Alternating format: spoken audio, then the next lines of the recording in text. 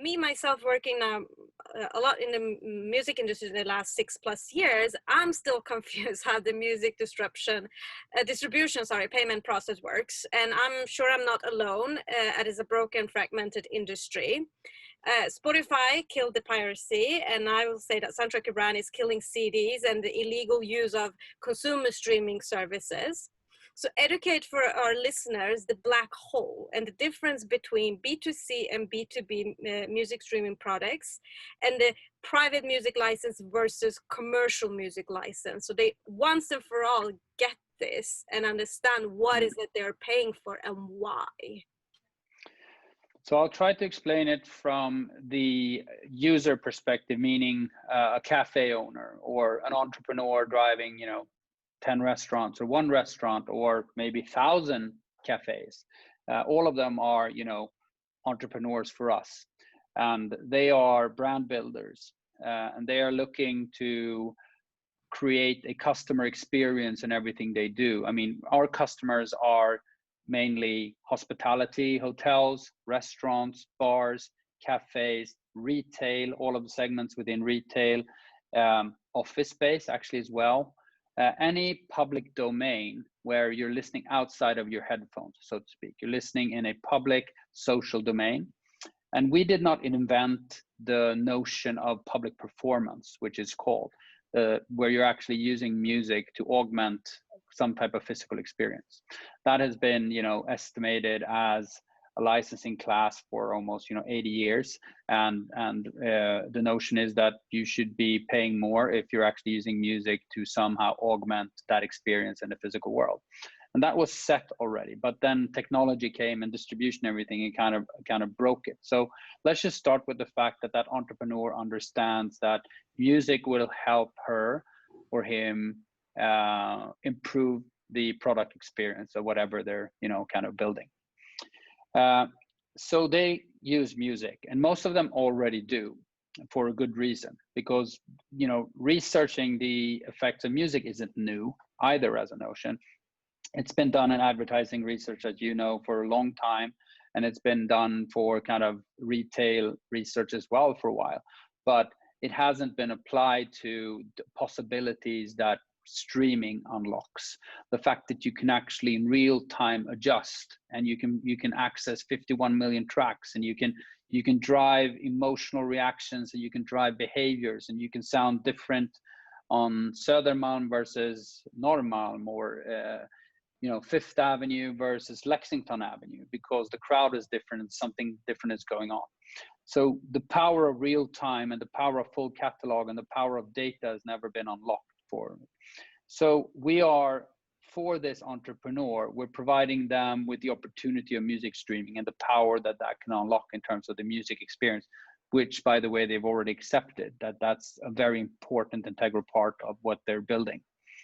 So this is new. And then obviously, like in many kind of consumer versus B2B evolutions through time, it came firstly in the consumer space here. So people started using Spotify or Apple Music, and they took it for granted, like, okay, music streaming, that's the way to go. And they started looking, and there were no streaming services for business. So they just took their Spotify account and started playing if you're a small entrepreneur.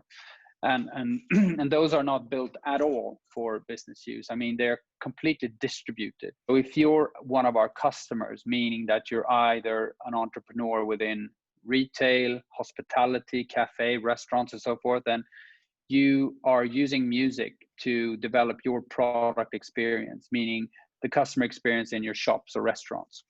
And by the way, you most likely have already taken that decision way back, because music in venues is by no means a new phenomenon. It's been around forever, and it's been, realized to be a very important component in the experience in physical places. So you're already using music to augment the customer experience, and here comes streaming, like the new revolution. And you most likely start using Spotify or Apple Music privately, and you understand how powerful it is.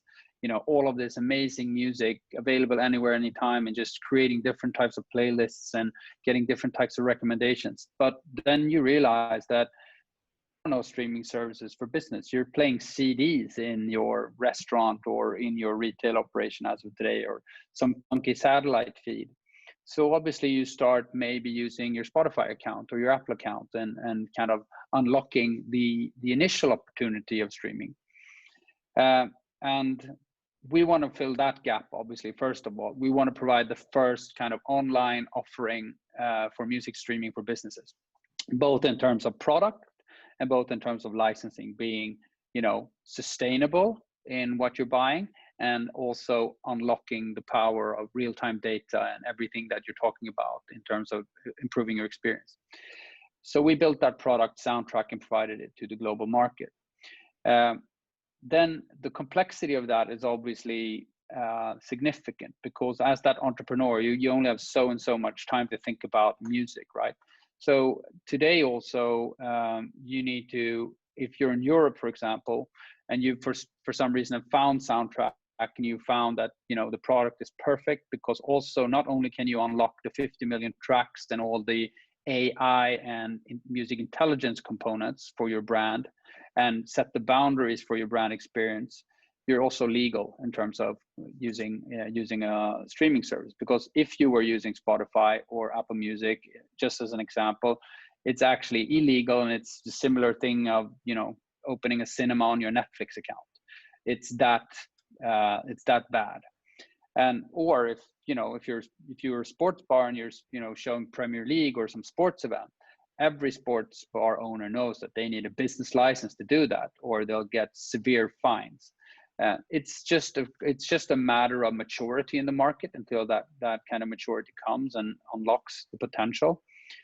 And then you also have to think about, okay, so then I have a legal service, right? I'm not using the consumer service, which is very clearly in the terms and conditions, is not for commercial use. You're now correctly on a platform that's licensed for business, maybe Soundtrack as of now.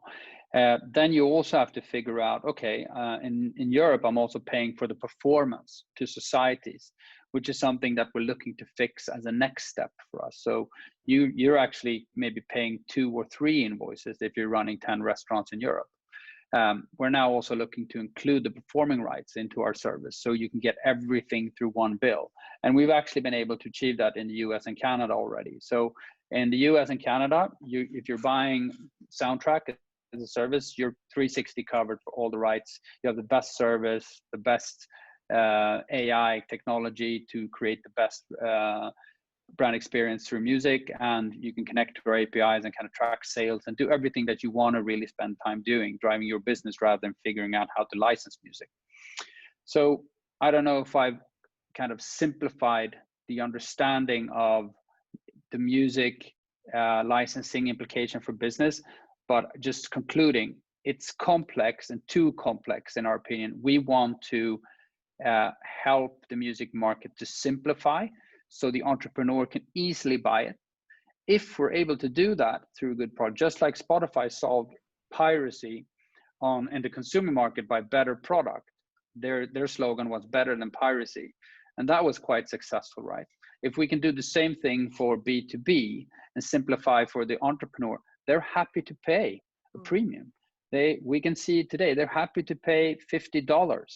And that is the biggest important thing of my contribution to the music industry. It's like, our goal is to unlock and improve value in music, and value in terms of great value for the customer, meaning the price becomes secondary. And $50 for a restaurant owner per month, that's not a lot.